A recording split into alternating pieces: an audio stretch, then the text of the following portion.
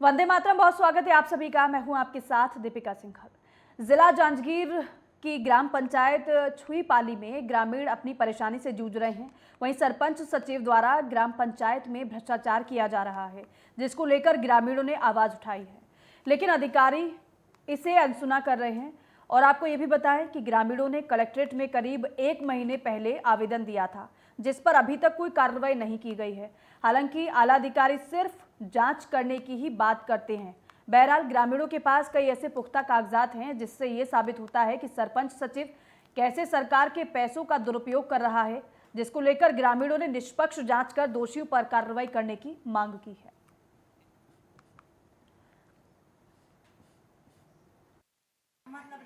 पैसा नहीं मिले शौचालय के। अच्छा, जो गवर्नमेंट के तहत शौचालय निर्माण आया था उसका पैसा नहीं मिला है? नहीं मिला। क्या वो शौचालय आपने अपने पैसों से बनाया है? हाँ, अपने पैसे। किनके द्वारा बोला गया था कि शौचालय बनाओ कहकर पैसे मिलेगा कहकर? मैं सीओ साहब से बात की हूँ। तो सीओ साहब ने वैसी बोला कि हाँ, एक तो शौचालय का आपका पैसा दूंगा वैसे बोला है। अच्छा, अभी तक नहीं दिया गया? अभी तक नहीं मिला है सर। अब भूमि सुधार में कितने भूमि काम किए? सुधार में 7 आदमी का है, दो गाड़ी है और 1 साल हो गया है सर। अभी तक हमारे पास जो शिकायतें आई हैं हमने जांच की है और आवश्यकता पड़ा है तो उसमें कार्रवाई भी हुई है। रहा ये कि पूरे ज़िले पे ऐसा हो रहा है, ऐसा सही नहीं है। कुछ कुछ ग्राम पंचायतों पे ज़रूर कुछ अनियमितताएँ होती हैं, पर वो जैसे हमारे नॉलेज पे आता है हम जांच करते हैं, वसूली करते हैं और संबंधित के खिलाफ कार्रवाई भी करते हैं। अभी पिछले ही कुछ दिनों में हमने 2-3 सचिवों के ऊपर भी कार्रवाई की है। सरपंचों के विरुद्ध में धारा 40 के लिए हमने एसडीएम के यहाँ एसडीओ रेवेन्यू के यहाँ भी हमने प्रकरण भेजे हैं। तो ये है कि कुछ जगहों पे कुछ अपवाद स्वरूप होता है तो उसमें हम कार्रवाई तुरंत करवाते हैं। और शहर के सरदार वल्लभ भाई पटेल वार्ड के लोग गंदे पानी में रहने को मजबूर हैं। अपनी समस्याओं को लेकर पीड़ित वार्डवासी कई बार शिकायत कर चुके हैं, लेकिन कोई सुनवाई अभी तक नहीं हुई है। लोगों के मुताबिक कई महीनों से वार्ड के लोग गंदे पानी में रहने को मजबूर हैं। पसरा हुआ, हालांकि अब गंदगी का अंबार लगा हुआ है। गंदे पानी में रहने को लोग मजबूर हैं, लेकिन जो कि अब किचन तक पहुंच रहा है और जो गंदा पानी है वो घर के अंदर तक पहुंच गया है। अब बरसात आने वाली है, लोगों को डर है कि अब गंदे पानी की वजह से छोटे बच्चे भी बीमार पड़ सकते हैं, जिसको लेकर लगातार प्रशासन से गुहार लगाई जा रही है, लेकिन कोई कार्रवाई नहीं हो रही है।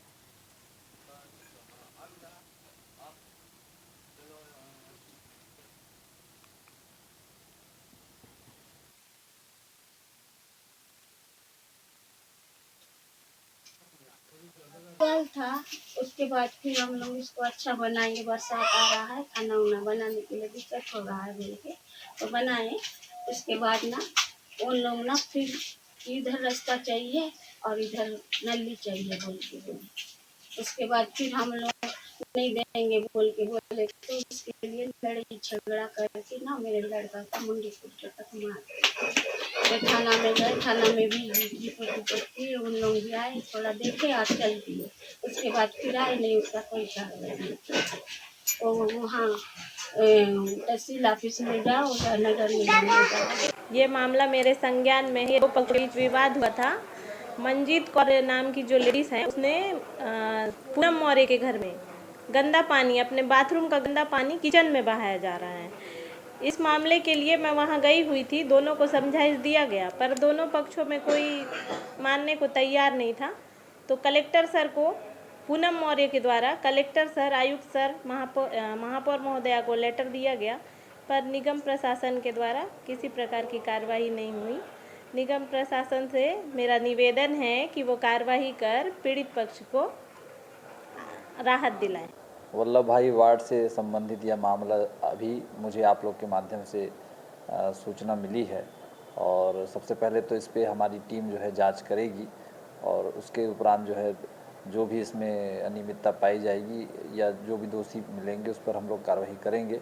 और मैं इसको जल्द से जल्द कोशिश करूंगा कि इसका निराकरण हो जाए। अपनी टीम को मैं सबसे पहले भी जांच में इसमें लगाऊंगा और जल्द से जल्द हम इसमें आगे कार्रवाई करेंगे।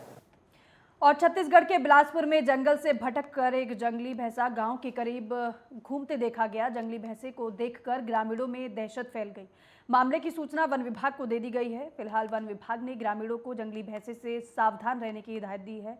हालांकि सूचना के घंटों बाद भी टीम गांव में रेस्क्यू के लिए नहीं पहुंची। और तखतपुर से लगे गांव अरई बंद का ये पूरा मामला बताया जा रहा है।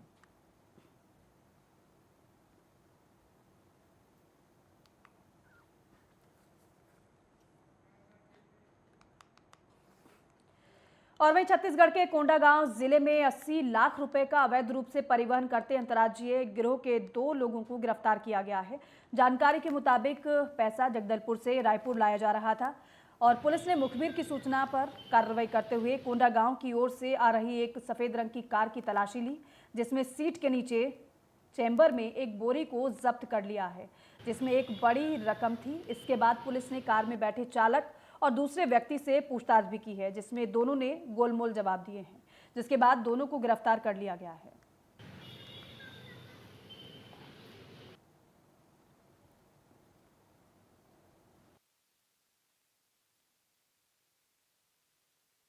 आज कोंडागांव पुलिस के द्वारा बड़ी कार्रवाई करते हुए 2 आरोपियों से 80 लाख की नकदी बरामद की गई है। थाना फरसगांव के द्वारा एमसीपी की कार्रवाई की जा रही थी। कार्रवाई के दौरान संदिग्ध गाड़ी के ड्राइवर और सह यात्री से पूछताछ करने पर गोलमोल जवाब दिया गया, जिससे शक हुआ और गाड़ी की तलाशी ली गई। गाड़ी में एक गोपनीय चैम्बर बना हुआ पाया गया, जिसमें से 80 लाख की नकदी बरामद की गई। दोनों आरोपी गुजरात के रहने वाले हैं और दोनों आरोपियों को 4114 के अंतर्गत कार्रवाई करते हुए गाड़ी एवं नकदी जब्त किया गया है और आरोपियों को माननीय न्यायालय पेश किया जा रहा है। और एक बार फिर चकरभट्टा पुलिस को मुखबिर से सूचना मिली कि वार्ड नंबर 9 में गांजा बिक्री हो रही है और वार्ड में रहने वाला आकाश वर्मा गांजा मंगाकर आसपास के क्षेत्र में बिक्री करता है। सूचना पर थाना पहुंची चकरभाटा ACCU बिलासपुर और नारकोटिक्स सेल ने टीम बनाकर मुखबिर की सूचना के अनुसार छापेमारी की। छापेमारी में 2 बोरियों में अलग अलग 11 पैकेट में भरा 11 किलो गांजा मिला है।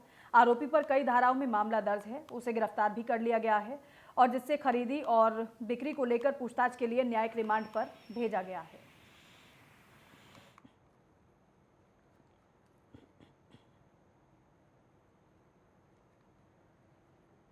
और वहीं बालोद में बिजली अधिकारियों की लापरवाही से उपभोक्ताओं में आक्रोश बढ़ रहा है, जो कभी भी उग्र आंदोलन बन सकता है। लेकिन बताया जा रहा है कि गांव में बिजली जाने के बाद वापस आने की कोई गारंटी नहीं होती है।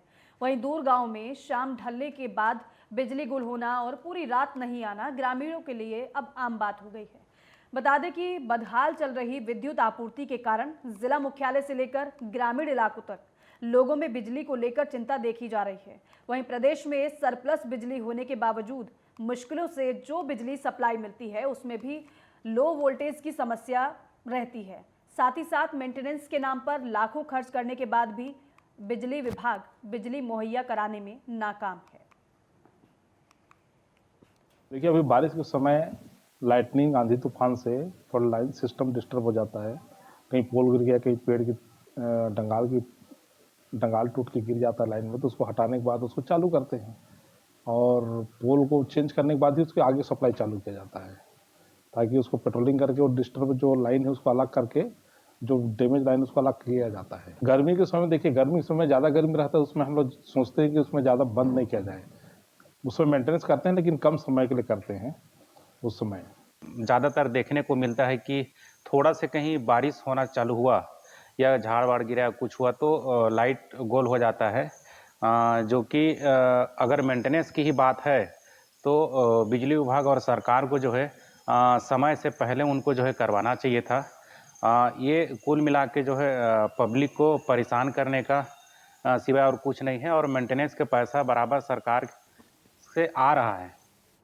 और जगदलपुर में डिमरापाल मेडिकल कॉलेज में प्रबंधन की मनमानी का मामला लगातार सामने आ रहा है और ऐसा ही एक मामला सामने आया है, जहां लंबे समय से ये शिकायत मिल रही थी कि प्रबंधन ने बिना किसी टेंडर के मेडिकल कॉलेज बिल्डिंग में बनी दुकानों को दूसरों को आवंटित कर दिया है।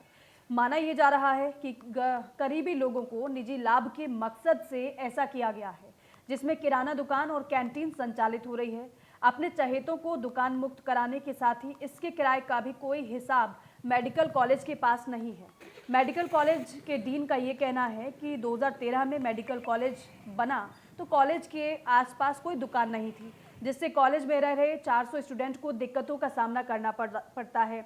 और इसी को देखते हुए डेली नीड्स की दुकान के लिए एक दुकान उपलब्ध कराई जाएगी, जिससे यहाँ पर रह रहे स्टूडेंट को कोई दिक्कत ना हो। और मामले की जानकारी बस्तर कलेक्टर को मिलने के बाद उन्होंने पूरे मामले में जांच के आदेश एसडीएम को दिए हैं।